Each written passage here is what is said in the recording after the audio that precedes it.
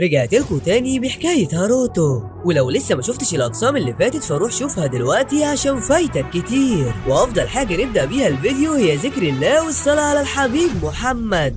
اللهم صل وسلم وبارك على سيدنا محمد وعلى آله وصحبه أجمعين. حكايتنا بتبدأ وبنشوف ساتسوكي بتتكلم مع هاروتو وبتقول له صباح الخير، فبيرد وبيقول لها صباح النور. أنا عايز أقول لك إن أساهي كانت قلقانة عليكي جدا لأنك ما سجلتيش دخول ليلة امبارح. فبترد وبتقول له أنا ما دخلتش لأني خرجت مع عيلتي. وبتكمل وبتقول له هو أنت فاكر إن أنا زعلانة من اللي حصل ليلة امبارح؟ فبيرد وبيقول لها أيوه أنت أكيد زعلانة. فبتتكلم ساتسوكي وبتقول له لأ أنت فاهم غلط، أنا عمري ما هتضايق منك لأنك صديقي، وكمان أنت لازم تفهم إن لو أساهي رفضتك في يوم من الأيام تقدر تيجي وتتكلم معايا. وساعتها بيظهر تاكونوري وبيتكلم مع ساتسوكي وبيقول لها إيه الموضوع اللي كنت عايزة تتكلمي معايا فيه. فبترد ساتسوكي وبتقول لهم أنا جالي مكالمة من والدة نوزومي، وللأسف قالت لي إن نوزومي مفقودة. وبعدها بنشوفهم هما في بيت نوزومي وبيقول لها هي اختفت من إمتى. فبترد صافي وبتقول له انا كنت في السوق وللاسف ما اعرفش اي حاجه، لكن كل اللي اعرفه انها خرجت واتصلت بكل اصحابها، لكن برضه ما حدش كان يعرف مكانها. ولما دخلت الغرفه بتاعتها لقيت الجهاز ده، وعشان كده اتصلت بيك وقلت اكيد انتوا عارفين مكانها. فبيرد تاكونوري وبيقول لها ما تقلقيش كل شيء هيتحل. وبعدها بتسيبهم وبتخرج. فبيتكلم تاكونوري وبيقول لهم انتوا قلتوا ان نوزومي ما بقتش تلعب اللعبه مش كده؟ فبترد ساتسوكي وبتقول له ايوه بس هي ممكن تكون غيرت رايها وسجلت الدخول. وبنشوف تاكونوري بيبحث في سجلات اللعبه وفعلا بيلاقي نوزومي سجلت الدخول. فبيتكلم وبيقول لهم نوزومي سجلت الدخول مره واحده بس من يومين. وبتفتكر ساتسوكي لما كانت بترقص مع تاكونوري وبتتكلم في سرها وبتقول اكيد هي اتضايقت لما شافتنا مع بعض. وبعدها بنشوف كلايف بيتكلم معاهم وبيقول لهم نوزومي موجوده في مدينه التوجاردن، والمكان ده اللي بيظهر فيه اللاعبين لما بيسجلوا الدخول لاول مره. وبعدها جت هنا وتوجهت لقاعه الرقص، لكن للاسف معرفش ليه هي مشيت بعد 5 دقايق. فبيرد تاكونوري وبيقول له هي راحت فين بعد كده. فبيتكلم كلايف وبيقول لهم راحت للسماء، وكمان عرفت انها لسه موجوده في اللعبه. فبتتخض ساتسوكي وبتقول له هي ازاي سجلت الدخول. فبيرد كلايف وبيقول لها للاسف ما قدرتش اعرف العنوان اللي سجلت منه، لكن قدرت احدد مكانها في لعبه رينون، وهي دلوقتي موجوده في السماء عند قلعه التنين. وبعدها بنروح لتاني يوم وبنشوف هاروتو بيتكلم مع اساهي وبيقول لها انت بتعملي ايه في شكل المكان. فبترد وبتقول له انا عايز اغيره عشان يكون مريح لما نقعد فيه. وبتجري اساهي وبتمسكه من ايده وبتقول له انت وحشتني جدا. فبيظهر كلايف وبيقول لهم اكيد في وقت ومكان مناسبين للكلام ده. فبتتخض اساهي وبتقول له بس احنا ما عملناش حاجه. فبيرد كلايف وبيقول لهم مفيش مشكله، ودلوقتي لازم نروح وندور على نوزومي. وفعلا بيوصلوا لقلعه التنين، وساعتها بيتخض كلايف وبيقول لهم القلعة جميلة جدا شبه القصص الخيالية اللي كانوا بيحكوها لنا زمان. فبيرد تاكونوري وبيقول له القلعة دي تم إنشائها من عالم الأحلام. وبنرجع بالزمن وبنشوف فرقة سوبارو وهي بتهاجم التنين، وبنشوف أساهي بتتكلم مع تاكونوري وبتقول له اجري بسرعة خلف التنين. وبتتكلم مع كلايف وساتسوكي وبتقول لهم اجروا انتوا قدام التنين. وبتتكلم مع نوزومي وبتقول لها اشغلي التنين بأي طريقة. وبتتكلم مع هاروتو وبتقول له اطلع بسرعة فوق راس التنين، لكن للأسف هاروتو ما بيسمعش الكلام وبيتعرضوا للخطر. بس الحمد لله ساتسوكي بتقدر تنقذهم. وساعتها بتجري اساهي على هاروتو وبتقول انت كنت هتموتنا بسبب عنادك.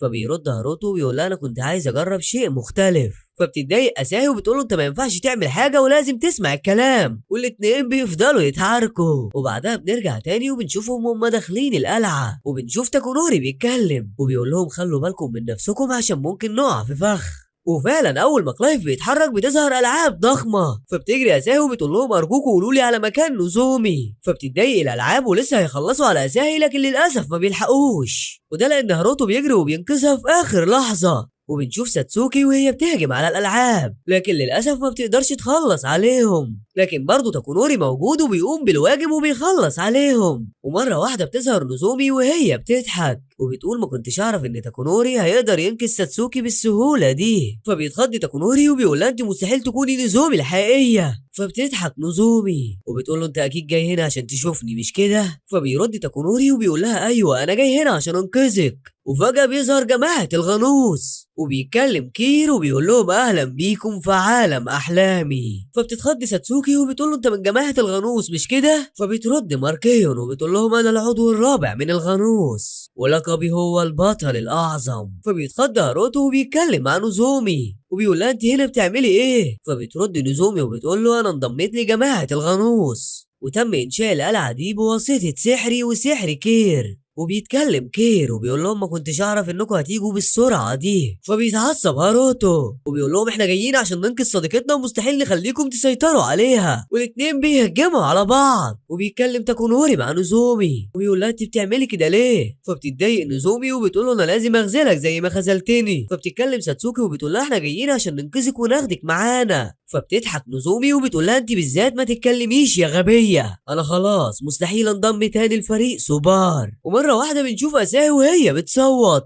وبنلاقيها عماله تشتم في هاروتو وبتقول له انا بكرهك وبتقع على الارض. فبيتخض تاكونوري وبيلف لنوزومي وبيقول لها انت عملتي ايه لاساهي؟ فبترد وبتقول له مفيش، انا خليت اساهي تحلم بحلم ممتع. وبتتكلم ماركيرو وبتقول لهم احنا اكيد هنتقابل مره تانيه. وبعدها بيختفوا. وبعد ما بيختفوا بنشوف القلعه وهي بتتدمر، لكن الحمد لله ساتسوكي بتقدر تتصرف وبتاخدهم لبعيد. وبعدها بنروح نشوف اساهي بتتكلم مع هاروتو وبتقول له ما تقلقش عليا انا دلوقتي بخير. فبيرد هاروتو وبيقول لها انا مستحيل اسيبك وارجع وانت في الحاله دي. فبترد اساهي وبتقول له لا انت لازم ترجع عشان اختك الصغيره. وبتظهر ساتسوكي وبتتكلم مع اساهي وبتقول لها انا فرحانه لانك لسه بخير. فبترد اساهي وبتقول لها شكرا ليكي. وبيتكلم هاروتو وبيقول لهم اساهي مش موافقه ان اقعد معاها هنا. فبيرد كلايف وبيقول له انت ممكن تمشي وانا هقعد معاها. وبعدها بنشوف كلايف بيتكلم مع اساهي وبيقول لها انت اكيد جعانه مش كده؟ ايه رايك نروح نصطاد سمك؟ فبتفرح اساهي وبتقول له اكيد موافقه. وبعد ما كلايف بيمشي بنشوف الجرح اللي في رقبه اساهي بنشوفه بيتحول للون الاحمر.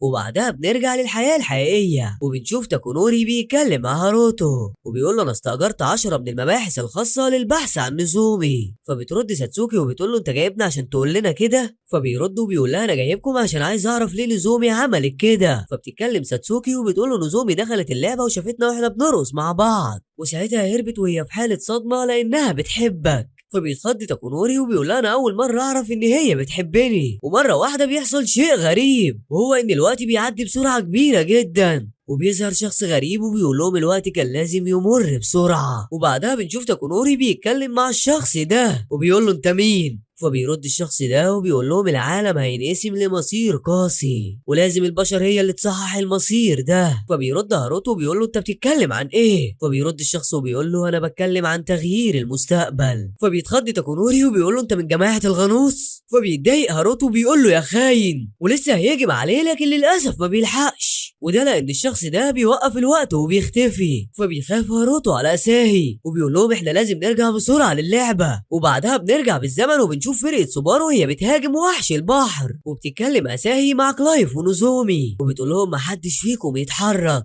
وبتتكلم مع ساتسوكي وبتقول لها هجم عين الوحش بالتلج. وبتتكلم مع تاكونوري وبتقول له حطم قوقعته من الخلف. وبتؤمر هاروتو انه يهاجم الوحش من ظهره بس للاسف برضه هاروتو ما بيسمعش الكلام وبيقول لهم الخطه هتتغير. وبيؤمر ساتسوكي انها تضرب قوقعه الوحش من الامام وبيؤمر باقي الفريق بالهجوم وفعلا بيقدروا يتخلصوا من الوحش. فبتتضايق اساهي وبتتكلم مع هاروتو وبتقول انت ازاي قدرت تتدخل وتغير الخطه؟ فبيرد هاروتو وبيقول لها انا عضو من الفريق ومن الطبيعي ان اتدخل. فبتتعصب اساهي وبتقول له انت غبي ومش عايز اشوفك تاني. وبعدها بنرجع تاني وبنشوف هاروتو وهو بيجري على اساهي وبيقول لها انت كويسه؟ فبترد اساهي وبتقول له انا كويسه لكن حلمت حلم غريب. وبيظهر تاكونوري وبيقول لها انت بخير؟ فبتستغرب اساهي وبتقول له هو ايه اللي حصل؟ فبترد ساتسوكي وبتقول لها ما تشغليش بالك اهم حاجه انك بخير. وبيظهر كلايف وبيقول لهم انتوا ازاي رجعتوا بالسرعه دي؟ ايه هو في حاجه حصلت؟ فبيقعد هاروتو وبيحكي له اللي حصل. فبيرد كلايف وبيقول له انت تقصد تقول ان في شخص من الغنوص ظهر في الحياه الحقيقيه واستخدم حاسه البصر؟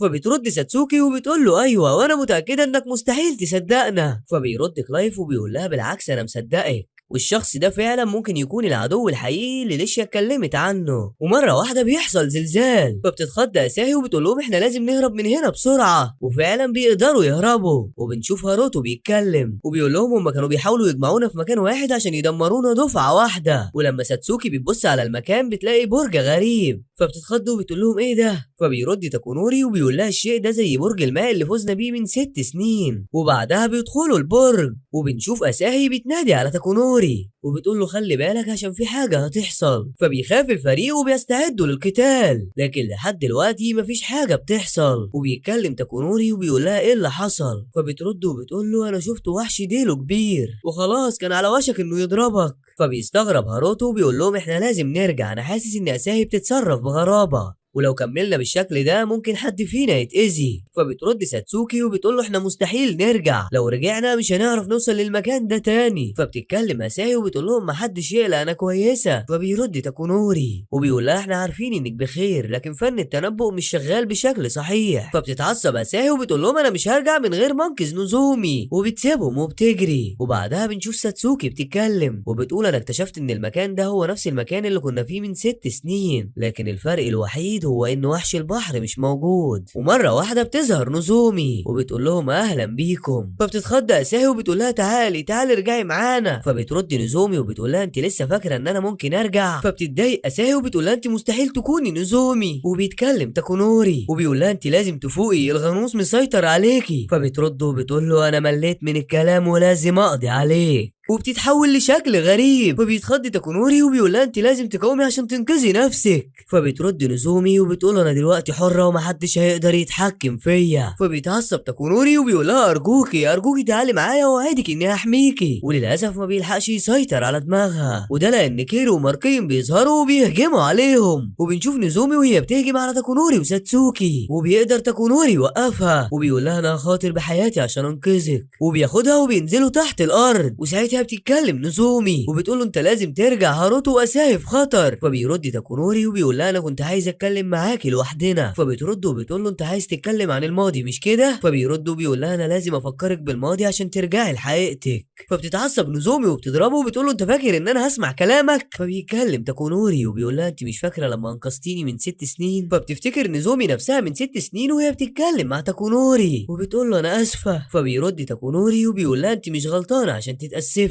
فبتعيط نوزومي وبتقول له انا غلطانه لاني وقعت في مشكله ودايما بسبب لكم المشاكل لاني ضعيفه. فبيقعد تاكونوري وبيقول لها انت مش ضعيفه وعمرك ما كنت ضعيفه. وبيكمل وبيقول لها انا كنت بحب اساهي وعمري ما حبيت حد قدها. فبتستغرب نوزومي وبتقول له انت ازاي بتحب اساهي وكنت بترقص مع ساتسوكي؟ فبيرد وبيقول لها انا كنت برقص مع ساتسوكي لان هي اترفضت من هاروتو وللاسف انا كمان اترفضت من اساهي. فبتزعق وبتقول له انت جاي تقول الكلام ده دلوقتي؟ للاسف انا مش هقدر ارجع. وفجاه بتهجم عليه. فبيقوم تاكونوري وبيقرب منها وبيقول لها انا حزين لاني ما اكتشفتش انك بتحبيني غير لما اتاذيتي بسببي. وساعتها نوزومي بتعيط وبتقول له انا بحبك وما كنتش قادر اعترف لك لاني عارفه انك مستحيل تحبني. فبيقرب تاكونوري وبيحضنها وبيقول لها انا بحبك والحمد لله بيقدر ينقذها. وبيقول لها انا اكتشفت انك جزء كبير مني. فبتتخض نوزومي وبتقول له اساهي في خطر. وبعدها بنروح نشوف اساهي وهي ماسكه المسدس وواقفه قدام هاروتو وهو مصاب. وبنشوف فريق سوبارو وهو بيحارب كيرو وماركيون. وبنشوف اساهي وهي بتأمر هاروتو بانه يوقف قتال. فبيستغرب هاروتو وبيقرب من اساهي وبيقول لها انت ليه بتتصرفي كده؟ فبتبص اساهي في وش هاروتو وبتفتكر الحلم الغريب. وساعتها كان هاروتو بيتخانق معاها وبتضربه بالنار. ولما بترجع لوعيها بتتخض لما بتشوف هاروتو واقع على الارض وبتقول انا ازاي قدرت اعمل كده؟ وبتجري عليه وبتقول له انا ما كنتش في وعي، ارجوك فوق انا مش هقدر اعيش من غيرك. وبتجري ساتسوكي عليها وبتقول لها اهدي خلينا نعرف نتصرف.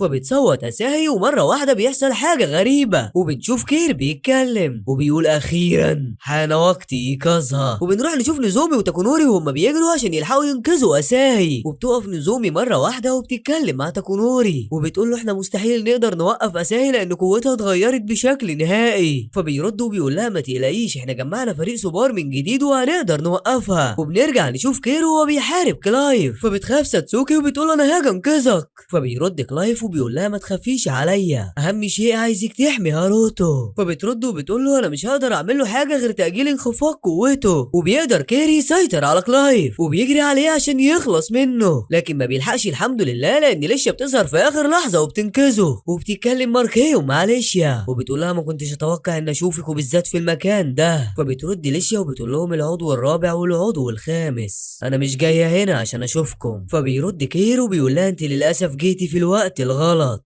ومره واحده بنشوف المكعب بتاع اساهي بيتكسر، وبعدها بنشوف هاروتو وهو بيفوق وبيتكلم مع نفسه وبيقول انا فين وفين اصدقائي، وفجاه بيبص وبيلاقي اساهي فبيقرب منها وبيقول لها انت بتعملي ايه هنا؟ فبترد وبتقول له ابعد عني وما تقربش مني. فبيقرب منها وبيقول لها مش عايزك تعيطي، انا هحميكي مهما حصل. وبنرجع تاني نشوف هاروتو وهو بيفوق وبيقول انا لازم اكون قوي عشان اقدر انقذ اساهي. وبيتفاجئ كل الفريق لما بيشوف هاروتو وهو بيفوق، وبنشوف اساهي بتتكلم مع هاروتو وبتقول له انا عايز اشكرك لانك وفيت بوعدك. فبيرد هاروتو وبيقول لها انا رجعت عشانك، لازم تعرفي انه مستحيل اسيبك تضيع من ايدي. وبيظهر تاكونوري ونوزومي والفريق كله بيتجمع، وبيتكلم هاروتو مع كيرو وماركيون وبيقول لهم انا لازم اقضي عليكم، انتوا اللي لعبتوا بقلب اساهي وكنتوا عايزين تاذوها. وبيهجم عليهم وبيقدر يتخلص منهم. وبعدها بنروح نشوف ساتسوكي بتتكلم مع هاروتو وبتقول انا كنت عايز اعرف منهم الحقيقه قبل ما تخلص منهم. فبيرد هاروتو وبيقول لها انا اسف ما قدرتش استحمل. وبنشوف نوزومي بتتكلم وبتقول لهم انا اسفه على كل حاجه عملتها معاكم، ولازم تعرفوا ان انا ما كنتش في وعي. فبتجري اساهي على نوزومي وبتحضنها وبتقول لها انا دلوقتي اقدر اقول انك نوزومي الحقيقيه. فبترد نوزومي وبتقول لها انت اكيد مش اساهي، انت اكيد شبح. فبترد وبتقول لها لا انا حقيقيه وعندي ارجل اهو. فبتقرب نوزومي من اساهي وبتحضنها. وبنشوف ساتسوكي بتتكلم مع إليشيا وبتقول لها انت لسه واقفه هنا بتعملي ايه؟ فبتجري اساهي على ساتسوكي وبتقول لها انت لازم تشكريها، ايه نسيتي ان هي اللي انقذتنا؟ فبتتكلم إليشيا مع ساتسوكي وبتقول لها انا لسه واقفه لاني عايزه اديكي الشيء ده. وبتطلع سيف السيريا وساعتها الفريق كله بيتخض